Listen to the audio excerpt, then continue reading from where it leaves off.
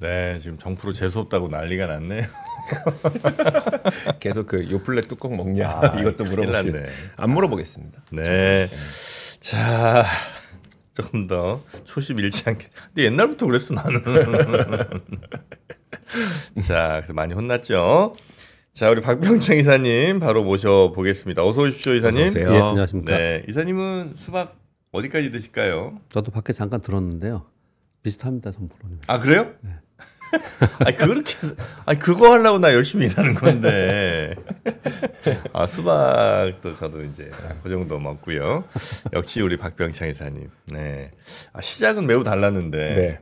가는 그 도달점 비슷한가 봐. 이사님은 그러니까 어릴 때부터 조금 사셨던 거고 저는 어릴 땐 좀 아니었는데 됐습니다. 여기까지 하겠습니다. 그런 건 아니고요. 네. 저는 원래 많이 먹지는 않아요. 많이 먹질 않으니까 어차피 먹을 거 조금 맛있는 걸 더 집중한다. 선택과 집중이다. 좀 먹고 마는 거죠. 그냥. 알겠습니다. 자, 우리 박병창 이사님 일단 미국 시장 마감부터 보면 될까요? 예, 미국 시장이 3대에서 올랐는데요. 상대적으로 기술주들이 조금 내리는 부분은 시가총액 상위 기술들이 빠져서 그래요. 오늘 아침 이제 보도들이나 이런 거 보니까 기술주들이 약했다, 뭐 이런 얘기들 쭉 하는데 꼭 그렇지는 않고요. 필라델피아 반도체 지수가 1.8% 올랐습니다. 그리고 텍사스 인트루먼트가 4.2% 올랐는데 이게 3일 동안 10% 올랐어요. 그리고 어플라이드 머티리얼즈도 어제 4% 오르고 오늘 1.2% 오르고 오늘 오라클이 3.3% 올랐고요. 네. 퀄컴이 2.5% 올랐고 기술주가 약해서 뭐 나스닥이 상대적으로 약하고 다우가 올랐다라고 표현을 좀 하는데요. 기술주가 약했다라고 표현을 하기보다는 어제 마이크로소프트가 하락하는 부분하고 엔비디아가 하락한 부분들이 이 시총이 1, 2, 3위가 애플, 엔비디아, 마이크로소프트잖아요. 네. 얘들이 애플이 마이너스 0.7, 엔비디아 마이너스 1%, 마이크로소프트가 마이너스 2.4. 그러다 보니까 상대적으로 약한 거예요. 그리고 또 이렇게 되는 부분들은 우리나라도 요즘에 좀 결을 좀 비슷하게 하는 것 같아요. 특히 어제 시장을 봤더니 우리 그동안에는 시가총액 최상단에 있는 종목만 걔네만 가고 네. 그리고 중간에 좀 쫓아가고 중소형주는 뭐 아예 못 가고 네. 그렇지 않습니까? 근데 뭐 지금 중소형주가 좋아진다고 보긴 그렇고요. 보니까 최상단에 있지 않고 그 바로 밑에 있는 애들이 네.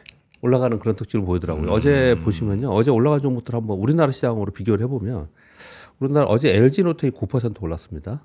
자동차 쪽에서 SL이 6% 올랐어요. LCD 현대일렉트릭이 5% 올랐고요.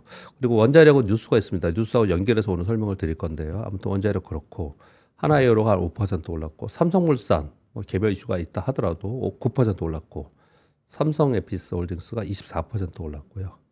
그리고 PCB에서 심텍이 9%, 태성이 9% 이렇게 약간 2등에 있었던 애들이 올라가는 그런 모습을 좀 나타내고 있어요.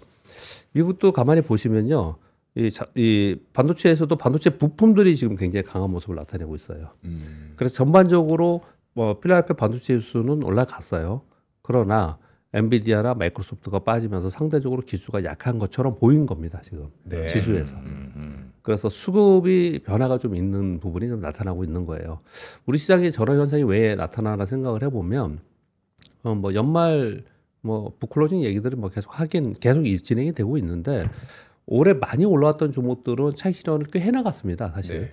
그래서 조방원이 많이 빠졌던 거고요. 근데 그런 과정 속에서 어느 정도 더 이상 이제 차익 실현 어느 정도 정리된 거는 이제 더 안 빠지고 네. 반등 조금씩 하려고 하고 이제 그런 현상이 벌어지고 있거든요.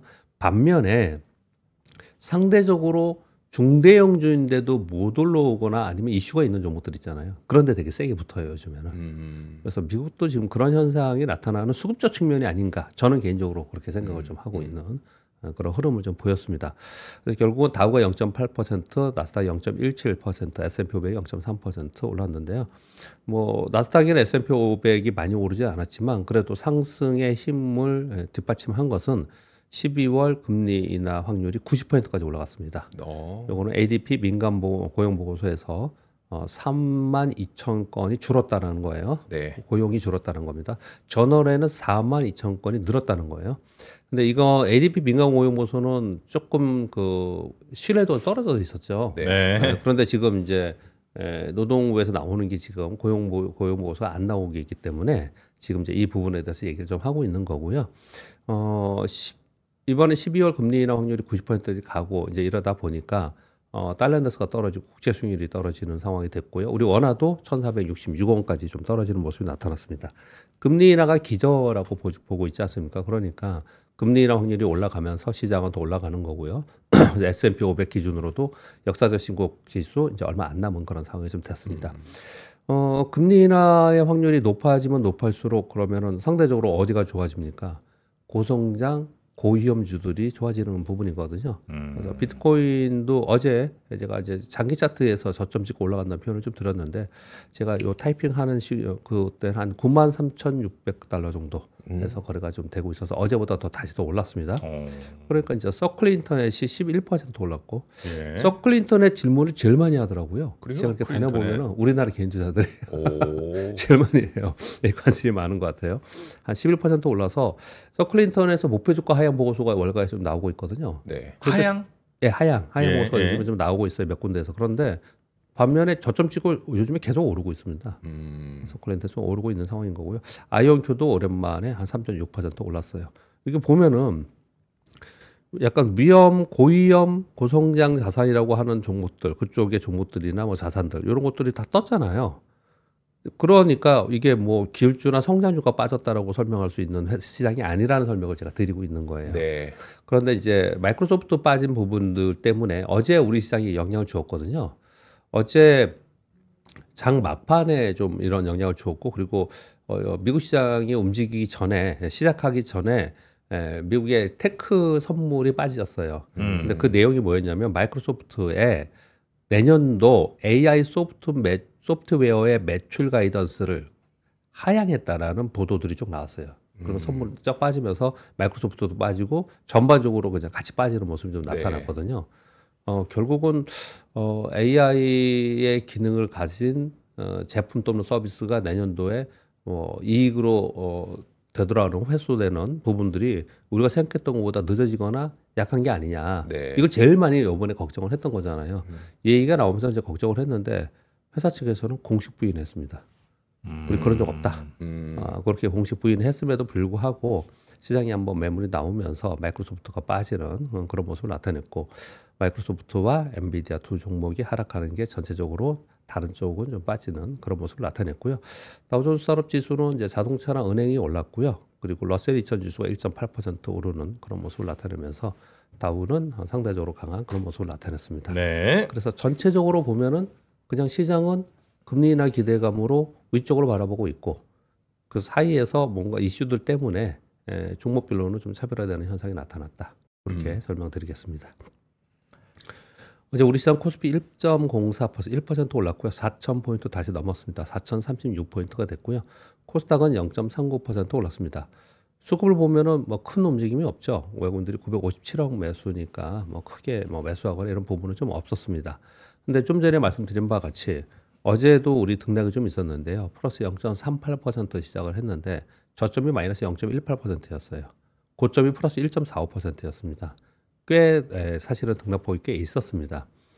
그러는 사이에 종목들의 움직임을 보면은 삼성전자, SK하이닉스의 등락이 이제 지수 움직임에 상당 부분 영향을 주었던 거고요.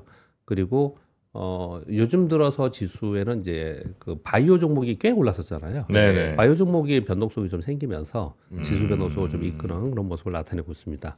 어제 삼성전자가 1% 올랐고요. SK하이닉스는 1% 하락했습니다. 수급에서도 외국인들은 1,300억 매수했고 외국인들은 2,300억 매도했는데 연속적으로 이어질 거라고 보여지지는 않아요. 근데 다만 어제 뉴스들이 좀 있었습니다. 제가 그 단독 보도라서 오늘 뉴스를 안 가져왔는데 아까 공 기자님이 하시더라고요. 어제 삼성전자에 관련된 호재성 뉴스들이 몇 가지가 나왔습니다. 엔비디아 소캠에 물론 그 규모는 그렇게 크지 않아요. 그런 한 50% 정도를 확보했다. 공급 계약을 확보했다. 뭐 이런 얘기들이 나오면서 상대적으로 삼성전자가 우위에 서는 그런 모습을 좀 나타냈고요. SK하이닉스는 최근 들어서 엔비디아 좀 약한 모습을 나타내고 있지 않습니까? 네. 근데 그러면서 상대적으로 좀 약한 모습을 나타내는데 이게 계속 이럴 거냐는 저는 그렇게 보이지는 않아요. 그러니까 SK 하이닉스가 삼성전보다 좋다라고 평가하는 그렇게는 단언할 수는 없고요. 저는 네. SK 하이닉스가 나빠서 지금 뭐 안 좋아서 또는 이제 뭐 고점 찍고 이제 끝나서 뭐 이런 개념은 좀 아닌 것 같다라는 설명을 좀 드리고 있는 겁니다. 그러니까 그 당일 이슈 모멘텀에 의해서 수급들이 이제 차별화되면서 이런 현상이 나타나고 제가 보여지고요. 그리고 좀 전에 말씀드린 바와 같이 그 바로 중대형주 중에서 바로 밑에 있는, 그러니까 이들 종목이 뭐 소형주는 아니에요. 뭐 중형주에서 대형주 사이에 있는, 그러니까 뭐 어떤 면에서 대형주인데 최선두에 있는 대형주는 아닌, 네. 예, 그런 종목들이 어제 강한 모습을 좀 나타났습니다. 뭐 이노텍도 올랐고, 뭐 아까 말씀드린 그랬는데요. 그 중에서 최근 들어서 제일 강했던 게 이제 로봇 강했었고요. 네. 그리고 이제 어제 일제히 두산 에너빌리티가 4.5%, 그리고 기자재인 우진이 8.8%, BHI가 6.8% 올랐고요.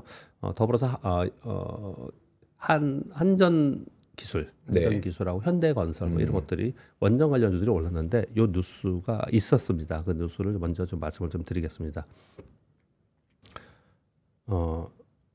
요거죠. 미국 상무부에서 이것도 아까 공 기자님 잠깐 언급을 좀 했기 때문에 저도 짧게 말씀드리겠습니다. 한국과 일본이 대미 투자하지 않습니까? 그걸 제일 먼저 그 돈은 뭘 쓸 거냐라고 봤을 때 원전 건설로 시작할 것이다. 네. 라는 이제 보도들이 나왔습니다. 한국의 대미 투자액 중 일부를 미국 내 원전 건설로 시작할 것이다. 미국의 전력 발전을 위한 원자력 변기구를 가져야 하며 일본과 한국이 투자하는 자금으로 지을 것이다.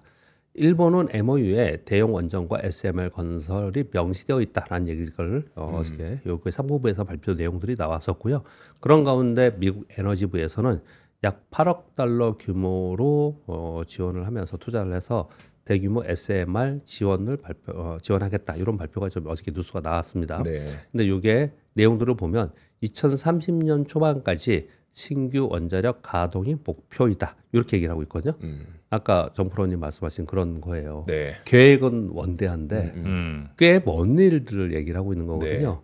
그래서 우리 그 반도체를 보면요, 반도체 업사이클이 되면 신규 공장을 짓고 라인을 증설하고 그러면은 제일 먼저 장비부터 오르거든요. 네. 장비 오르고, 그 다음에 뭐 부품 오르고, 나중에 뭐 소재 오르고, 뭐 이런 순서가 좀 있어요. 네. 그리고 장비 중에서도 전공종, 후공종이 있고, 그런 순서가 좀 있거든요. 그런데 원자력은 더더욱 그렇겠죠. 일단 져야 될 거 아니에요. 네. 그러니까 이제 현대건설이 거기에 같이 붙어 있는 거고요. 그리고 아까 말씀드렸듯이 최근에 보면은 무슨 두산 에너빌리티 뭐 많이 올라와서 신 거지만 이것도 고점으로 꽤 빠져 있습니다, 사실은요. 네. 근데 우진이나 BHI나 얘네들은 신고가 근처에서 좀 빠졌다가 다시 올라오고, 그래서 얘네들은 굉장히 세요. 왜 그러냐? 완공되고 나서의 수익원이 있는 이거는 나중 일이잖아요. 굉장히 먼 일이에요, 다 진짜 사실. 지금 2030년에 1기에 완공하는 거를 목표로 한대잖아요, 지금. 네. 네. 지금 2025년인데.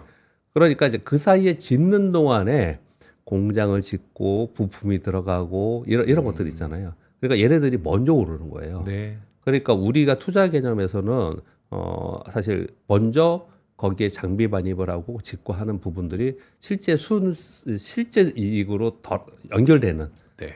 당장에서는 그런 쪽으로 시장에서 인식을 한다는 부분까지 설명을 좀 드리겠습니다.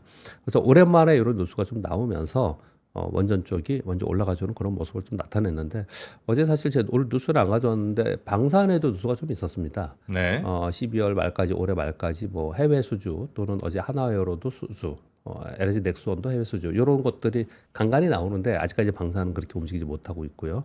그리고 조선도 요즘에 조용하잖아요. 네. 별 얘기 없지 않습니까? 그러니까 제가 조방원에서 이렇게 설명을 좀 드리고 있는데, 전력기기는 반도체랑 같이 가니까 이제 됐고요. 그럼 이제 여러분 다 아실 거고요. 그러면서 요즘에 제일 많이 나오는 게 사실은 바이오 얘기 많이 나오고 로봇 얘기 많이 나오고 그렇습니다. 로봇도 뭐 뉴스가 있기 때문에 말씀드릴 건데, 그런 와중에 잠깐 한 가지 말씀드리면, 로봇 뉴스가 나오면서 같이 요즘에 뉴스가 가장 많이 나오는 섹터가 하나가 있어요. 뭘 것 같습니까? 로봇 나오면서 예. 모터? 요 화면 보여드렸잖아요. 자동차 얘기를 되게 많이 합니다. 자동차요? 예, 예. 관세 얘기도 하고, 왜냐하면 현대차에 이제 로봇, 보스턴 다이너믹스 얘기를 계속 하고 있는 거고, 이런 얘기들을 하면서 로봇 투입한다, 뭐 이런. 예, 그러면서 자동차 얘기를 좀 많이 하고 있어요. 그래서 뉴스가 부쩍 자동차 뉴스가 많이 나오는 거 보니까 이것도 수급이 좀 변하는구나 그런 생각의 이 느낌들이 있습니다. 수급에서는 그렇게 좀 말씀을 좀 드리겠고요. 일단 자동차 관련된 뉴스에서는 몇 가지가 좀 있었는데요. 일단 미국에서 뉴스가 하나가 있었습니다. 미국 뉴스는 뭐였냐면요.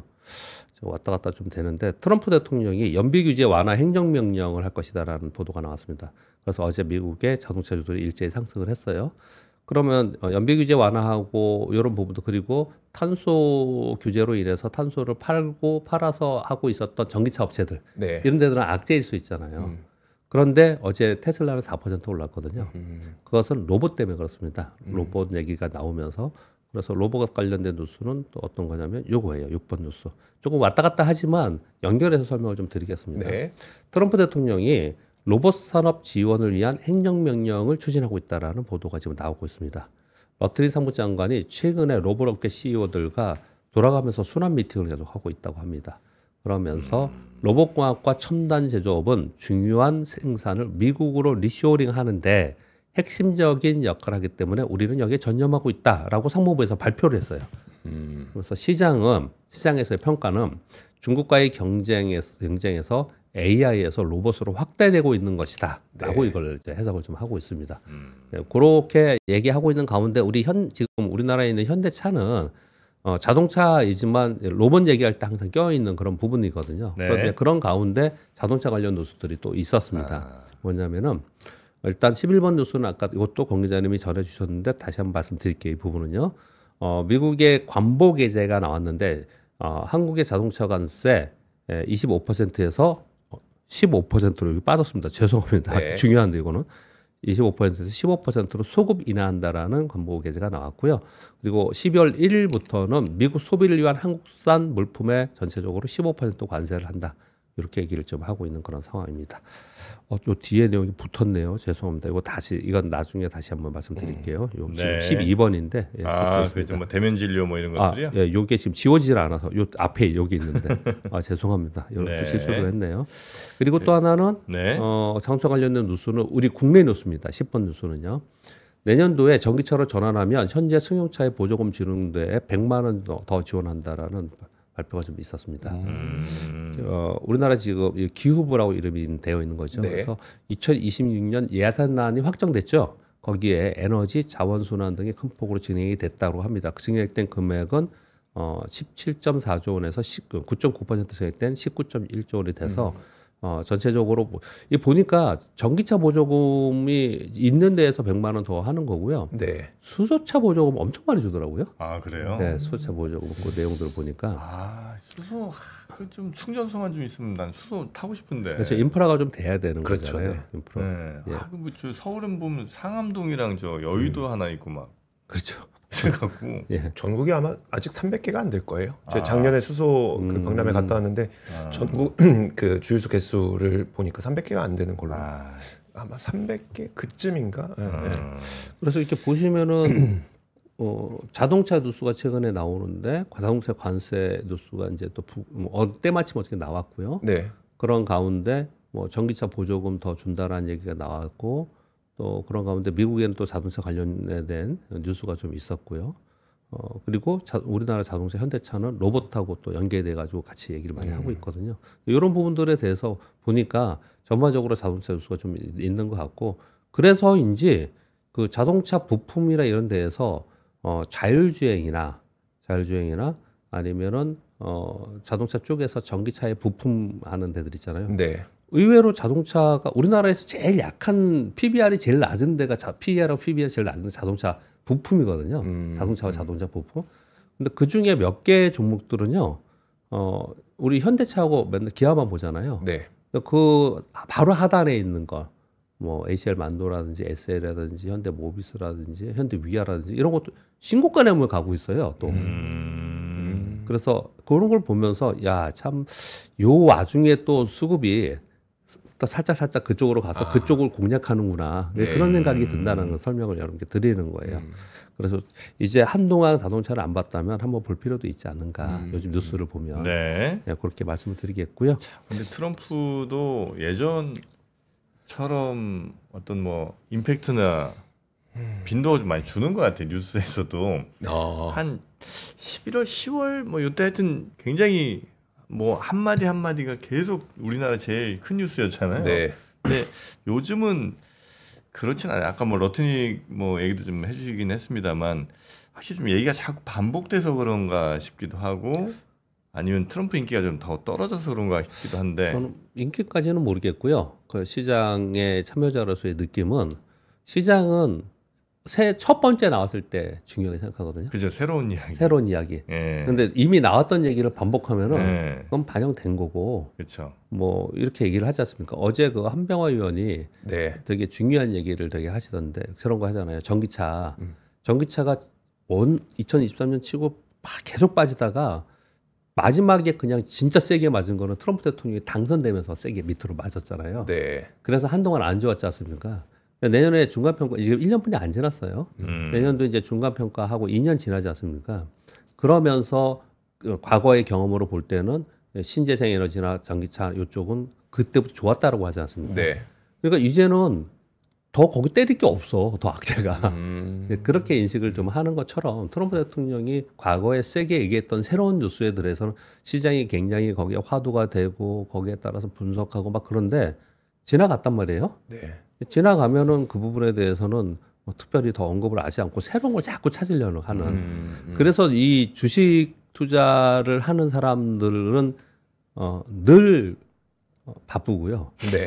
늘 바쁘고 예전에 제가 처음 주식을 교육하고 다닐 때 어떻게 얘기를 했냐면요. 우리 그 저도 젊었을 때 그랬지만 잠 안 자고 게임하거나 밤새도록 있는 친구들 있잖아요. 네. 그 돈을 좀 줘가지고 조금 줘서 주식 투자를 시키면 무조건 잔다. 그냥 피곤하기 때문에 무조건 일찍 자게 된다. 아, 진짜요? 에? 공부하고 돈 욕심들이 있으니까 공부도 할 거고 네. 그 주식 공부를 하다 보면 피곤해서 일찍 잘 거다. 그렇게 오프라인에서 얘기를 한 적도 있었는데 상당히 주식 시장을 바라보는 사람들은 일반적인 패턴하고 좀 다르긴 하죠. 그러니까 계속 새로운 걸 찾는다는 거예요. 네. 데일리 방송을 제가 왜 할 수 있겠습니까? 맨날 똑같은 거면은. 그렇죠. 네. 근데 뭐 비슷한 얘기이긴 하지만 그래도 계속해서 새로운 게 나오니까 그래서 상대적으로 또 어려운 거고요.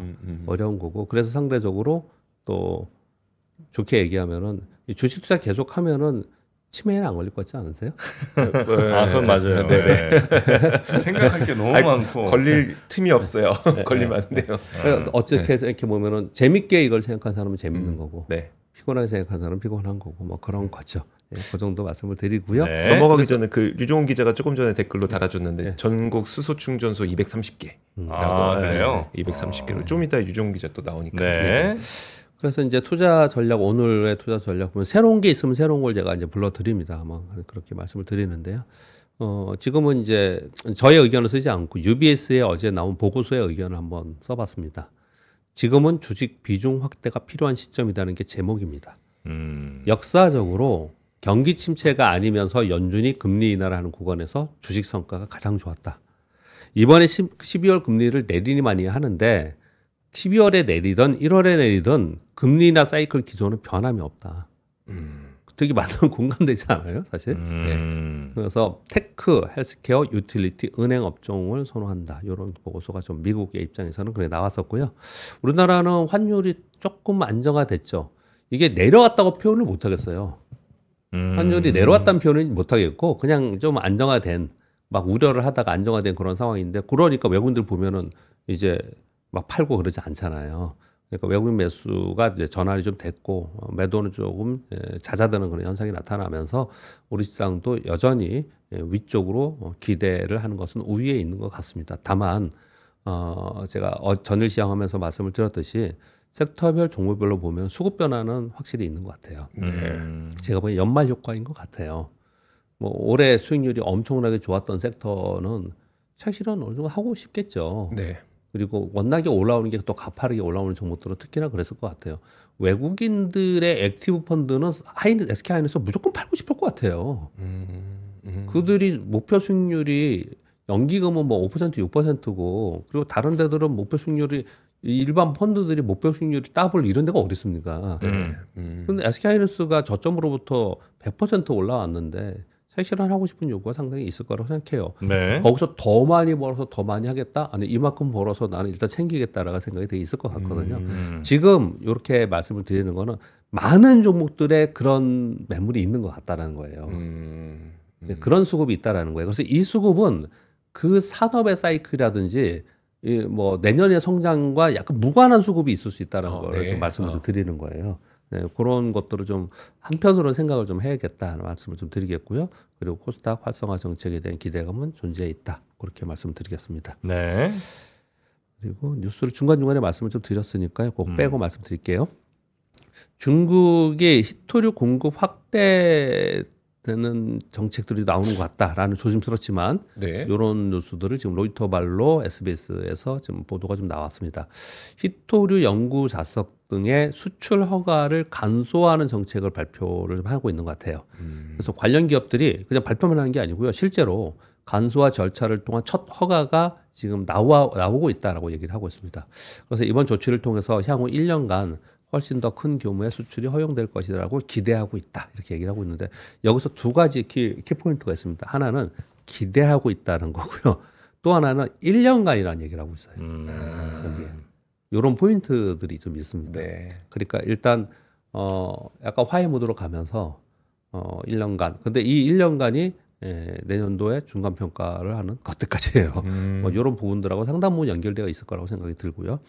그리고 미국의 협상단들이 러시아 크렘린궁에 가서 우크라이나 러시아 종전 협상을 했거든요. 근데 뭐 발표는 없었습니다. 근데 뭘 결정을 했다라는 얘기 없이 그냥 끝났어요.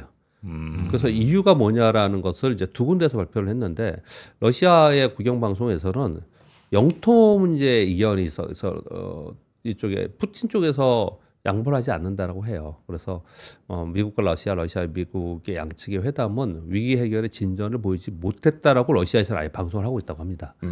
그래서 이런 내용들을 가지고 이제 BBC 방송국에서는 러시아는 양보하지 않고 있고 그런 가운데 미국은 러시아의 강경한 태도를 보이지 않고 있고 그러면서 우크라이나에 양보하라고 하고 있는 상황이라서 우크라이나는 상당히 궁지에 몰려 있다라고 지금 표현을 좀 하고 있는 상황입니다. 그리고 3번 뉴스는요. 엔트로픽이 내년 상장 준비를 한다고 하네요.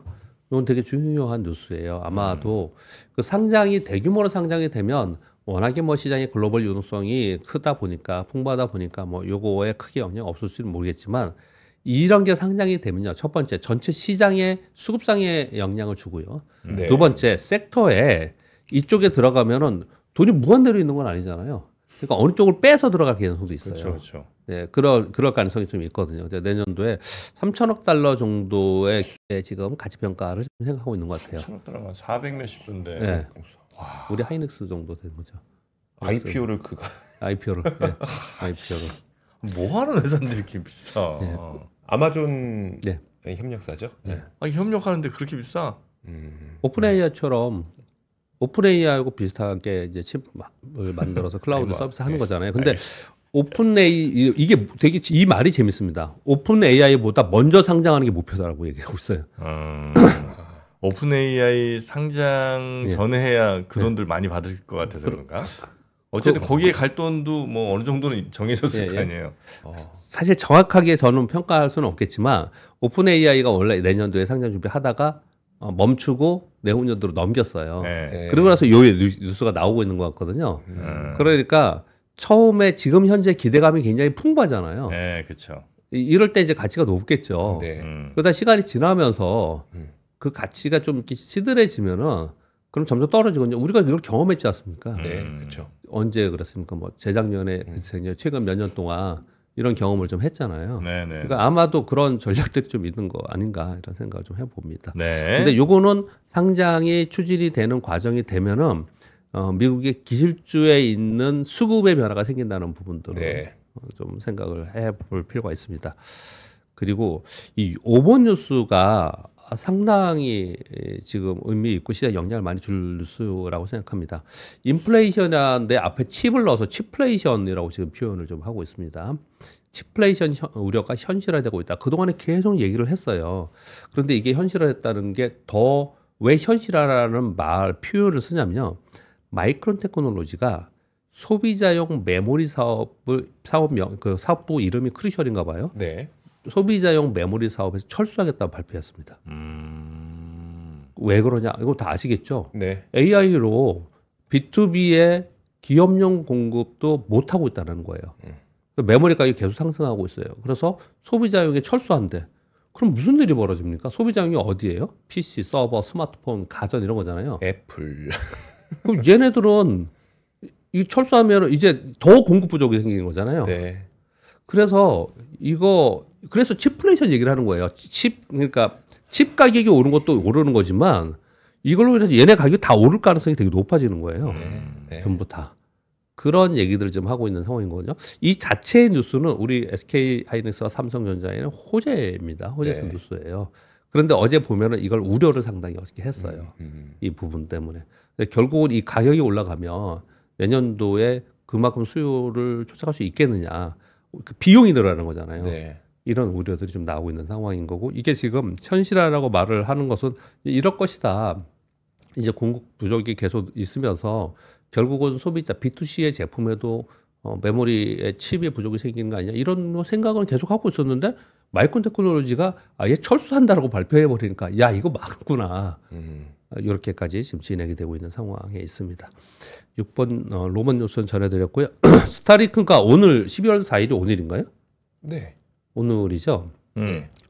한국에 스타링크 공식 런칭 서비스 한다라는 전자신문발 뉴스가 좀 있었습니다. 데이터 무제한 요금 87,000원. 구체적이에요. 월 단말기 가격이 55만 원.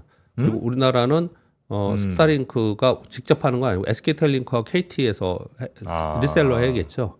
리셀러 해야겠죠. 이런 부분이 좀 나와 있는 거고요. 그리고 당연히 여기에 주요 타겟은 항공해양 정부 부문이 되겠죠. 뭐 배유에서도 당연히 뭐 되고 네. 그렇게 되고 뭐 항공 비행기 안에서도 되고 뭐 이런 부분들을 좀 얘기를 하고 있는 것 같은데 그건 그렇다 치더라도 이건 당연히 뭐 이쪽은 계속 뭐 성장할 것 같은데 이게 우리나라에 들어오면은 이 시장에 변화를 줄까? 이건 뭐 당장은 아니겠지만 네. 좀 지켜볼 만한 이쪽에서는 뉴스가 아닌가 생각을 합니다.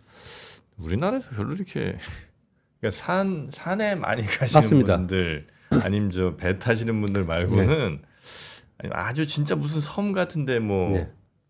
이게 아니고서는 의미 없어요. 예전부터 그런 얘기를 되게 많이 했어요. 유럽은 우리나라는 디지털이 먼저 됐어요. 네. 유럽은 아날로그를 되게 많이 썼거든요.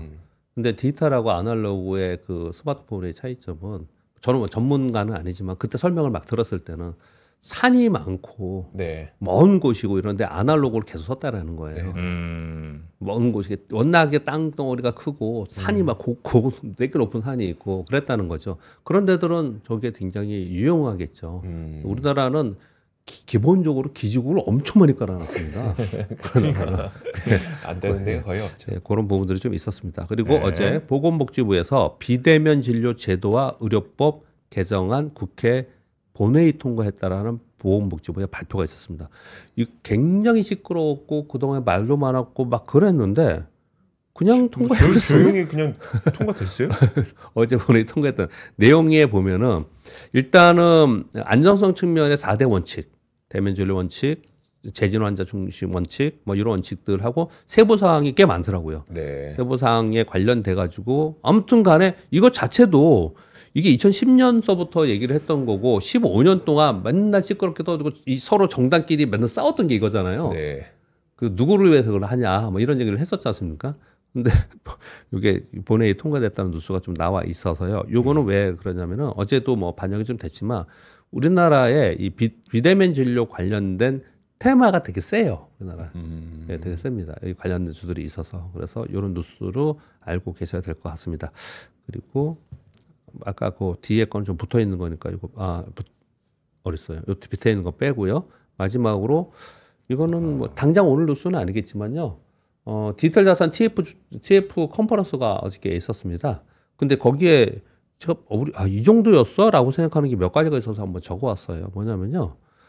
미국 지니어스법 통과 후에 스테이블 코인이 확장되고 있지 않습니까? 근데 우리는 아직까지 이거 정확히 나온 게 있어요? 없지 않습니까? 네. 그래서 올 하반기에만 약 76조 원이 해외로 이 시장으로 나갔다고 해요. 올 하반기에만.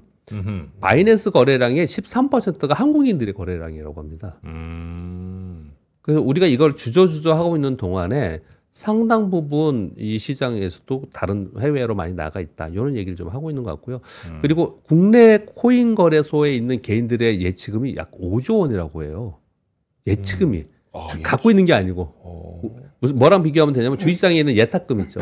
네. 예탁금이 고객 예탁금이 50조 원이거든요. 지금 엄청 높다 그러잖아요. 네. 근데 5조 원이 있다는 거예요. 맞네. 그러니까 이 금액을 다 더해보면 이것도 어마어마한 돈들이잖아요. 네. 이 돈들이 우리는 해외로 나가거나 묶여있는 상황을 만들고 있다는 얘기 계속 하고 있는 거예요. 그래서 이 뭐랄까 출구를 또는 투자처를 만들어줘야 되지 않겠냐라는 얘기들을 어저께 논의했다. 그런 얘기를 좀 하고 있는데 그건 뭐 제가 그거는 읽어보시면 되는데 와, 이 정도의 수치로 있었나? 이쪽 시장에서? 네. 라는 부분들이 좀 의미가 있어서 이 뉴스는 가져왔습니다. 네네네. 자, 하여튼 오늘도 뭐 시장의 분위기들 그리고 또 여러 뉴스들, 이슈들까지 함께 투자 관련해서 중요한 뉴스들 짚어주신 우리 박병창 이사님 대단히 감사하고요. 네. 예, 힘드셨죠? 아닙니다. 예, 한 30분, 40분. 아니 어저께 잠깐 제가 그 얘기 했더니 그러시네요. 아니에요. 아니 근데 진짜 이게 쉽지 않아요. 그러니까 우리는 그냥 힘든 일이에요. 중간중간 이렇게 여쭤보니까 네네. 끝인데 예, 하여튼 고생 많으셨고 내일 감사합니다. 뵙겠습니다. 감사합니다. 고맙습니다. 네, 감사합니다. 자, 그리고 위즈덤 칼리지 저희가 소개를 좀 많이 해드렸었는데 이번 위즈덤 칼리지가 특별히 더 좋은 분들이 많이 오시더라고요. 맞아요. 기본적으로 뭐 유명한 분들 뭐 모시는 거는 당연하고 네. 네, 이번에 그 위즈덤 칼리지 OT라고 할 수 있는 오프라인 강연 네. 요 자석이 이제 얼마 안 남았거든요.